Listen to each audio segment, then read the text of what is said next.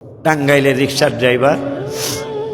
আমি মদিনা শরীফে বসা, মদিনা শরীফে বসা হঠাৎ করে এই লোকটা আমারে চিনতো। ওই আগে ক্যাসেটের ওয়াজ আসছিল না, ক্যাসেটের ওয়াজ, দুরুদের হাকিকত, আমার একটা প্রথম জীবনের ক্যাসেট, দুরুদের হাকিকত। এই ক্যাসেটটা রিক্সার ড্রাইভার শুনছে। তো যাই হোক, কেমনে কেমনে আমারে চিনছে।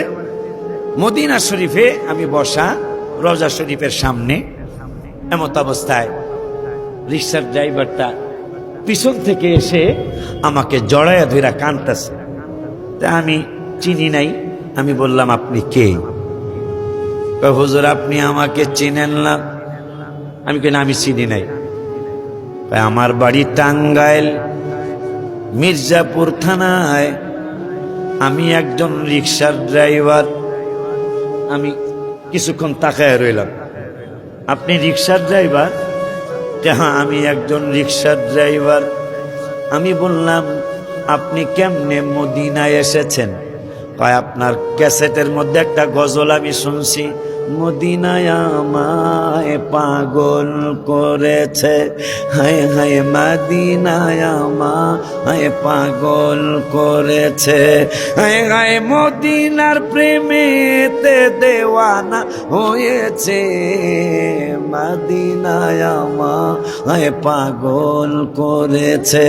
বলো না মদিনায় আমায় পাগল করে। আমি বললাম, এই গজলে কি হয়েছে তোমার?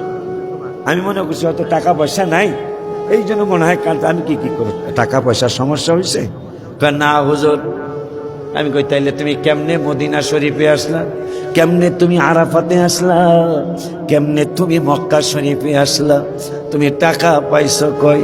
কয়, হুজুর, ও হুজুর, আমি যখন বাংলার জমিনে টাঙ্গাইলে সাতক্ষীরা কথার কথা, মাধবকাটি বাজারে হাজী সাহেব হজ কইরা গেছে বাজার করার জন্য।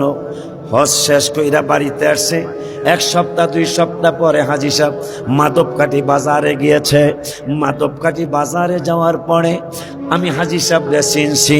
চিনার পরে আমাকে বলল, বাবা যাইবেন? আমি রিক্সা চালাই। আমি বললাম, যাব।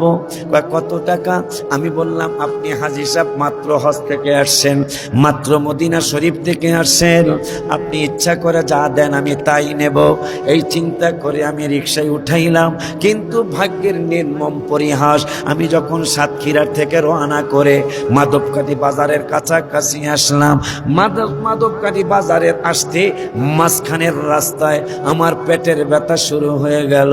পেটের ব্যথা শুরু হয়ে যাওয়ার পরে হাজী সাহেব আমাকে ডেকে বললেন, বাবা চলো ডাক্তার শামসুল ইসলামের চেম্বারে নিয়ে যাই, চলো তোমাকে মাধবকাটির চেম্বারে নিয়ে যাই, ফার্মেসিতে নিয়ে যাই, চলো তোমার জন্য আমি ব্যথার ওষুধ কিনে দেব। আমি বললাম, বাবা।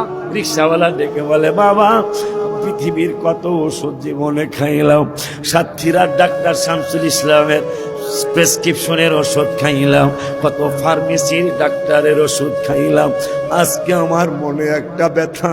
আমি গজলে শুনেছি। কয়, কি শুনেছ? খাকে সেবার অধিকারী তোমায় করেছে মারহাবা। কয় না, কি জানো গজলটা, কি জানো? সোনার মদিনা আমার শাহে মদিনা, সব ভুলিব কিন্তু তোমায় ভুলতে পারি না, তোমার বুকে আমার নবীন কদম পড়েছে, তোমার বুকে আমার নবীন কদম পড়েছে। ভুলে গেলাম, যা মনে হইলে বলবো। আব্বা বলতেছেন, আমি সাতক্ষীরার ঔষধ খাবো না, মাধবকাটির চেম্বারে ঔষধ খাবো না। কয়, তাইলে তুমি কি করবা? কয়, আপনার কাছে খুব খেয়াল, আপনার কাছে একটা কথা জানতে চাই। কয়, কি? কয়, এই রুমালটা মনে হয় পরিচিত পরিচিত লাগে আমার। এইটা কি আপনি মদিনা শরীফ থেকে কিনেছেন?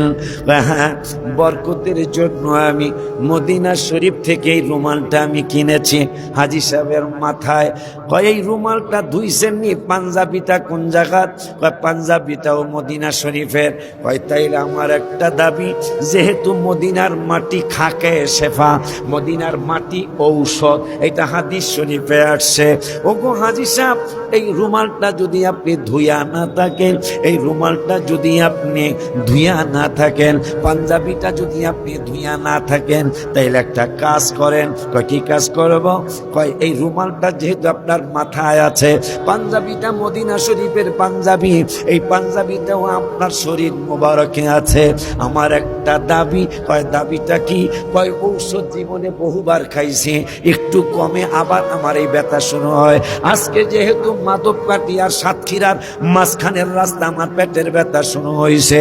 আপনার এই পাউটা দিয়া আপনি মদিনা শরীফের অলিতে গলিতে ঘোরাফেরা করেছেন, মেহেরবানি করে আপনার একটা পাও দিয়া আমি জামা উঠাইলাম, আমার শার্ট উঠাইলাম, গেঞ্জি সরাইলাম, আমার এই পেটের মধ্যে আপনার একটা পা লাগায় দেন, আমার মনে হয় আমার পেটের ব্যথা ভালো হয়ে যাবে। আম্মা জান, বাবা জান, হাজী সাহেব ডেকে বললেন, বাবা আমার বলতেছে মদিনা শরীফের রওজা শরীফের সামনে বসে বসে ঘটনা বলতেছে, বাবা